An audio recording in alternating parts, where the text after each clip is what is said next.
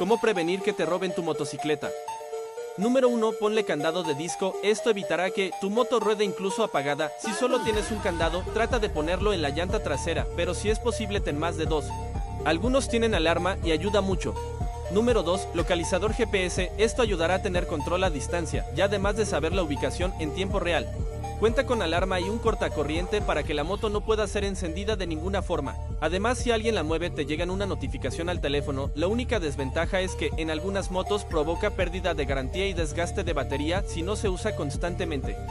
Número 3. Seguro de cobertura amplia. En caso de que tu motocicleta haya sido robada, la aseguradora te pagará gran parte del valor de la moto, o el valor completo de la misma.